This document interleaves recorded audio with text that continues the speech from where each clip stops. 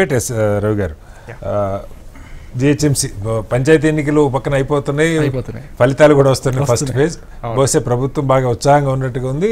GHMC కొత్త divisions 300 డివిజన్స్తో draft కూడా ఒకటి రిలీజ్ చేశారు. ఏంటి బీజేపీ అసలు దీన్ని ఎలా చూస్తోంది? ఇంత మొత్తం దాదాపు 2000 పైగా స్క్వేర్ కిలోమీటర్స్ ప్రాంతాన్ని ఒక మున్సిపల్ కార్పొరేషన్గా చేయటం, మెగా మున్సిపల్ కార్పొరేషన్, దానిలో 300 డివిజన్లు, ఎలా అర్థం చేసుకోవాలి? ఇందులో ఈ 300 డివిజన్లో కొన్ని గ్రామాలకు పంచాయతీ ఎలక్షన్ సర్పంచ్ ఎలక్ట్ అవ్వాల్సింది ఈరోజు. ఆ గ్రామాల్లో ఆపేశారు. దాదాపు 50-55 గ్రామాలు మొన్నే కలుపుకున్నారు, మున్సిపాలిటీలో మొన్నే కలుపుకున్నారు. వాటి ఇంకా అసలు అవి ఇంకా కంప్లీట్ పంచాయతీ ఎన్నికలు పూర్తి మళ్ళీ అక్కడ తీర్మానాలు రాకపోతే ఏం చేయలేదు. ఇంకా కరెక్ట్ గా మర్జింగ్ ప్రాసెస్ కూడా ఇంకా కరెక్ట్ జరగలేదు కొన్ని గ్రామాల్లో. ఇప్పుడు పోచారం మున్సిపాలిటీ ఉందండి, పోచారం మున్సిపాలిటీలో ఆ సింగారం ఈ సింగారం అని చెప్పి ఒక 4-5 గ్రామాలు ఉంటాయి. మొత్తం ఒక 10-15 గ్రామాలు మొన్నే కలుపుకున్నారు. ఆ కలుపుకున్న గ్రామాలు ఇంతవరకు అసలు మొత్తం కంప్లీట్ గా ఆ పాలనా వ్యవస్థ అనేది ఇంకా సింక్రనైజ్ అవ్వలేదు. అసలు ఆ ఓరియంటేషన్స్ కూడా కాలేదు స్టాఫ్ కి. ఇంకా అది జరగకన ముందే వెంటనే వీళ్ళు వార్డులు డిక్లేర్ చేసేసినారు 300 అని చెప్పేసి. అంటే మా అబ్జెక్షన్ ఏంటంటే, మేము అభివృద్ధిలో మేము ఎటువంటి అసలు ఏ కోశాన కూడా మేము అడ్డపడే అవకాశం లేదు, ఒకటి. రెండోది ఏంటంటే, అభివృద్ధి పేరుతో అభివృద్ధి మాటున మీరు చేస్తున్నటువంటి అన్సైంటిఫిక్గా, అసలు సైంటిఫిక్ మెథడ్ కానే కాదు, ఒకటి. రెండోది డెమోక్రటిక్ మెథడ్ అస్సలు కాదు. నేను ఏమంటున్నా, సైంటిఫిక్ మెథడ్లో చేయండి.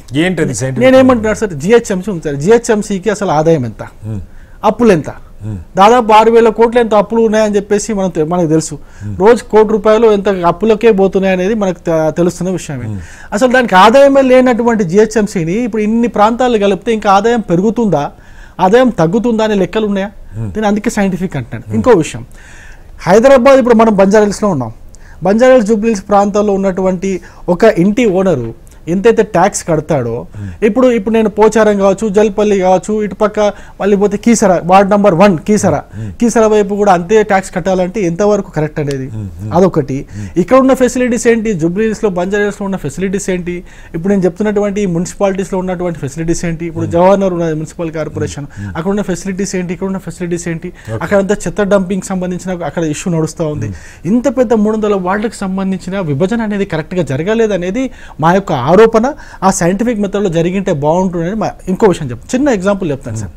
పాత బస్తీలో చాలా వార్డులు ఇంతకుముందే, ఇప్పుడు కూడా కాదు, ఇంతకుముందే గతంలో కూడా 20,000 ఓట్లకి 30,000 ఓట్లకి ఒక వార్డు. అక్కడ ఏమైపోయింది అంటే వాళ్ళ సంఖ్య పెరిగిపోయింది. అక్కడ ఎంఐఎంకి కొంచెం బాగా మంచిగా వాళ్ళకి కావాల్సినట్టుగా ఇక్కడ మారింది సార్. ఇప్పుడు నేను చూశాను లిస్టు, మీ నా అంచనా ప్రకారం అయితే 45-50కి మించి ఓల్డ్ సిటీ రావట్లేదు. మిగతావి పాత ఎంసీహెచ్ ఏరియా కానీ అంతకుముందు కలిపిన 10 మున్సిపాలిటీలు కానీ ఇప్పుడు కొత్త కలిపి దాదాపు 250 దాకా ఇవే వస్తాయి. నేను ఒక విషయం చెప్తా. వార్డ్ నెంబర్ 1 కీసరా ఎన్ని ఓట్లు ఒకసారి చూడండి.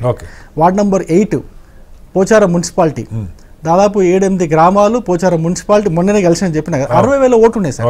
60,000 ఓట్లు ఉన్నాయి. ఎట్లా సైంటిఫిక్ మెథడ్ లో జరిగిందని అనుకోమంటారు? ఇంకొక అంశం సరే, అది ఇట్లా జరిగిందా? ఇప్పుడు మేము ఉండేది జూబ్లీహిల్స్ కాన్స్టిట్యున్సీలో, నా ఇల్లు ఉన్నది జూబ్లీహిల్స్ కాన్స్టిట్యున్సీలో. వెంగళరావు నగర్, మధురా నగర్ 2 డివైడ్ చేశారు. వెంగళరావు నగర్, మధురా 2 డివైడ్ చేయడం వల్ల ఏమవుతుందంటే, అక్కడ కొంచెం మైనారిటీల సంఖ్య ఎక్కువ ఉన్నదాన్ని డివైడ్ చేసి పక్కన పెట్టారు, తక్కువ ఉన్నది సపరేట్ చేశారు. తక్కువ ఓట్లు అక్కడ ఉండేది మొత్తం డివిజన్లో, వెంగళరావు డివిజన్ ఉండింది ఇంతకుముందు, దాన్ని 2 చేయడం వల్ల 40,000-45,000 ఓట్లు ఉన్నటువంటి ఒక డివిజన్ ని 20,000 ఓట్ల కింద దాన్ని డివైడ్ చేశారు. ఒక పక్కనేమో 60,000 ఓట్లు, ఇక్కడనేమో 20,000 ఓట్లు. ఇప్పుడు కూడా జరిగింది అట్లా అంటున్నా. అంటే ఈ సైంటిఫిక్ మెథడ్ గా జరగలేదు అనేది చాలా స్పష్టంగా అర్థమవుతుంది సార్. మీరు ఎప్పుడైతే జిహెచ్ఎంసీని మీరు ఎన్లార్జ్ చేయాలనుకున్నారో, పెంచాలనుకున్నారో, పరిధిని పెంచాలనుకున్నారో, మంచిదే, అభివృద్ధి జరుగుతుంది. ఇక్కడ అపార్ట్మెంట్ కల్చర్ కొంచెం తగ్గి ఇండిపెండెంట్ హౌస్ కల్చర్ కొంచెం మధ్యతరగతి వారికి భూమి కొనుక్కునే అవకాశం వస్తుంది, తప్పేం కాదు, కాదనట్లేదు. కానీ అది జరిగిన ప్రాసెసే మాకు అభ్యంతరంగా ఉంది, అవమానంగా కూడా ఉంది. ఇంకొక అనుమానం కూడా ఏం కలుగుతుందంటే, వీళ్ళ యొక్క రియల్ ఎస్టేట్ పర్పస్లోనే, వాళ్ళ యొక్క ఆ పర్పస్లోనే ఇదంతా హడావిడిగా తొందరగా అస్తవ్యస్తంగా చేస్తున్నారేమో అనేది మాకు అనిపిస్తూ ఉంది. ఇది ఒక డిజాస్టర్. రియల్ ఎస్టేట్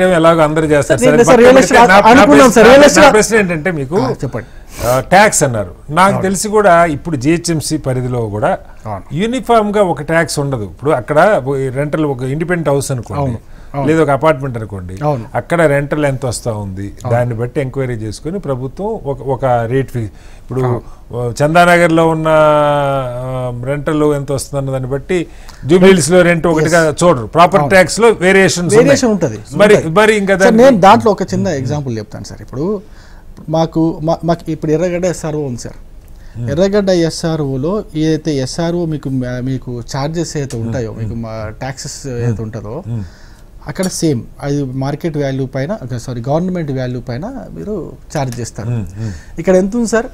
1,00,000 రూపాయలు గజానికి ఎంత ఉన్నది. మీరు ఇంకొక చోట పోండి, ఆదిబట్ల పోండి, ఎంత ఉంది? అక్కడ కూడా అంతే ఉన్నది. అంటే గజానికి అక్కడ కూడా అంతే ఉంది, ఆల్మోస్ట్ అక్కడ తగ్గలేదు, దాదాపు అంతే ఉంది. మీరు మణికొండ కలుపుకున్నారు సార్, మణికొండ 2 లక్షలు ఉంది సార్. ఇప్పుడు మణికొండలో ఉన్న ఫెసిలిటీ బంజారాహిల్స్, జూబ్లీహిల్స్, ఇప్పుడు మా వెంగళనగర్, మధురానగర్ ఇటువంటి ఆనుకుని జూబ్లీహిల్స్ ఆనుకున్న ప్రదేశాలు ఒకటే ఉన్నదా? అట్లనే ఉన్నదా? లేదు కదా సార్, అట్లా లేదు. ఇప్పుడు మీరు మణికొండ కొంచెం కనిపిస్తుంది, మణికొండ అవతల పోతే ఇంకా ఆ గ్రామీణ వాతావరణం ఇంకా కనిపిస్తుంది. ఆ గ్రామీణ వాతావరణం ఉన్నది, రోడ్లు బాగాలేవు, అసలు ఆ సీవేజ్ బాగాలేదు, జనాలకి కూడా ఇంకా చెప్తుంది కూడా అదే. అక్కడ భూముల ధరలు ఏమో పెరిగినాయి, ఇప్పుడు అక్కడ కూడా దాదాపు భూముల ధరలు పెరిగినాయి. ఇందాక హనుమాన్ గారు ఫస్ట్ అదే చెప్తున్నాను, ఫెసిలిటీస్ రావట్లేదు. ఎందుకు రావట్లేదు అంటే పంచాయతీలు ఉండి వాటికి ఆదాయం లేదు, అందుకని జిహెచ్ఎంసీ. ఇంకొక అబ్జెక్షన్ కూడా చెప్తాను. మీకు రోడ్డు ఉంటే, మెయిన్ రోడ్ ఉంటే చాలు, 4 లేన్ రోడ్ ఉంటే చాలు, దాని రేట్ ఆ 4 లేన్ కానుకొని ఉన్నటువంటి ప్రాపర్టీకి ఏమో ఎగ్జాంపుల్ 10,000 గవర్నమెంట్ వాల్యూ చేస్తారు, మొన్నే చేస్తారు, 10,000 చేస్తారు అనుకుందాం. దాని వెనుకనే ఉన్న ప్రాపర్టీకి 5,000 అట్లనే ఉన్నది. జస్ట్ కేవలం ఏంటంటే వీళ్ళు చేసిన తప్పు ఏంటంటే రోడ్డు కానుకొని ఇల్లు కొనడం, రోడ్డు కానుకొని వాళ్ళు ఇల్లు ఉండడం వల్ల దాన్ని కమర్షియల్ చేసేసి ఆ కమర్షియల్ రేట్ లో చార్జెస్ చాలు వీళ్ళు వసూలు చేస్తున్నారు. నేనేమంటున్నా, ఇప్పుడు బంజారాహిల్స్ లో ఉన్నటువంటి పర్సన్ ఎవరైతే రోడ్డు కానుకొని ఇంటికి మీకు అక్కడ మీరు పోండి సార్, ఇక్కడ మనకి మీరు ఆదిబట్ల గానీ, మణికొండ గానీ, ఇటు పక్కన పటాన్చెరు అవతల ఇటు పక్క గానీ మీరు పోండి, అక్కడ రోడ్డు అనుకుని ఉంటే అంతే ట్యాక్స్ అంటే ఏ విధంగా సరిపెడతారు అంటున్నా. ఇంకొక చిన్న విషయం కూడా చెప్తాను. ఇప్పుడు జల్పల్లి మున్సిపాలిటీ ఉంది సార్, జల్పల్లి మున్సిపాలిటీ పాతబస్తీకి ఆనుకొని ఉంటుంది, చార్మినార్ చంద్రాయని గుట్టకి ఆనుకొని ఉంటుంది. అక్కడ మీకు డెమోగ్రఫీ మీరు చూస్తే డెమోగ్రఫీ ఎగ్జాక్ట్ గా 50-50 ఉంటుంది. ఆ జల్పల్లి మున్సిపాలిటీని అసలు దాన్ని కనీసంగా ఒక 4-5 వార్డులు చేయాలా, ఏ లెక్క ప్రకారం చూసుకున్నాము 4-5 వార్డులు చేయాలా. అక్కడ ఏం చేసినారు, కేవలం ఈ ఎంఐఎంకి అనుకూలంగా వచ్చేటట్టు ఆ ప్రాంతాలన్నింటినీ 90% వీళ్ళని పెట్టేసి ఒక 10% వీళ్ళని కలిపేసుకొని ఎక్కడైతే ఒక వర్గం వాళ్ళు ఉంటారో వాళ్ళని డివైడ్ చేసి 10 రకాలుగా డివైడ్ చేసినారు. ఇంకొక వర్గం ఎవరైతే ఉంటారో వాళ్ళని కేవలం డివైడ్ చేయకుండా ఎట్లా ఉన్నారో అట్లనే స్టాండర్డ్ పెట్టేసి అది చేసినారు. అంటే ఇది సైంటిఫిక్ గా జరగలేదే, చాలా నేను ప్రూవ్ కూడా జరుగుతాను సార్. మీరు చూస్తే మీకు కూడా అర్థమైపోతుంది, అదే రాకెట్ సైన్స్ ఏం కదా అర్థం చేసుకోవడానికి, చూస్తే అర్థమైపోతుంది. నేను ఇంకో విషయం చెప్తా, జల్పల్లి మున్సిపాలిటీకి మళ్ళీ దానికి ఉన్న అడ్వాంటేజ్ ఏంటంటే అక్కడ శంషాబాద్ మామిడిపల్లి రోడ్డు నుంచి అక్కడ కలిసి శంషాబాద్ కలుస్తుంది, అక్కడ భూముల రేట్లు ఎక్కువ ఉన్నాయి. మీరు అక్కడ నుంచి ఇంకొంచెం ముందుకు పోతే మన ఫేమస్ యాక్టర్ అయిన మోహన్ బాబు గారి ఇల్లు అక్కడ అదంతా ఉంటుంది. అక్కడ ఇప్పటికీ కూడా రియల్ ఎస్టేట్ డెవలప్మెంట్ లేదు, ఎందుకంటే పాత బస్ ఆనుకొని ఉంటుంది కాబట్టి రియల్ ఎస్టేట్ డెవలప్మెంట్ లేదు. అక్కడ కూడా మీరు అక్కడ అంటే శంషాబాద్ లో ఎంతైతే ల్యాండ్ వాల్యూ ఉన్నదో జస్ట్ అటు కొంచెం క్రాస్ అయితే ఈ రోడ్డుకి శ్రీశైలం రోడ్ కంటే ముందు అటాచ్ అయితే చేస్తే బాగుంటుంది. అంటే నేను చాలా డీటెయిల్డ్ గా చూసుకుంటే మనకి అర్థమైపోతుంది ఆ సైంటిఫిక్ మెథడ్ జరగలేదు అనేది ఒకటి. ఇంకొక ఆరోపణ ఏంటంటే డెమోక్రటిక్ సార్ మీరు చేయాలనుకున్నప్పుడు మీరు ఎప్పుడైతే చేయాలనుకున్నారో మీరు అన్ని పార్టీలను ఒకసారి కలుపుకొని మాట్లాడాల్సింది, అన్ని పార్టీలతో ఒకసారి ఇన్వైట్ చేసుకొని ఒకసారి కూర్చొని మాట్లాడి ఈ విధంగా ఉంటుంది, ఈ విధంగా ఉంటుంది. మీరు అన్ని చేసేసి డిసైడ్ చేసిన తర్వాత ప్రజల యొక్క ఒపీనియన్ పంపించండి, ప్రజాభిప్రాయం అభ్యంతరాలు స్వీకరిస్తున్నారు ఇప్పుడు ఉన్నాయి సార్. కానీ వాళ్ళ ఇంటెన్షన్ అయితే క్లియర్ గా అర్థమైపోయింది, దీన్ని మార్చే పరిస్థితి లేదనుకున్నాను. దాన్ని ఏ విధంగా మ్యానిపులేట్ చేయాలి, ప్రజల అభిప్రాయాన్ని ఏ విధంగా మ్యానిపులేట్ చేసే అవకాశం ప్రభుత్వం దగ్గర ఉంటుంది.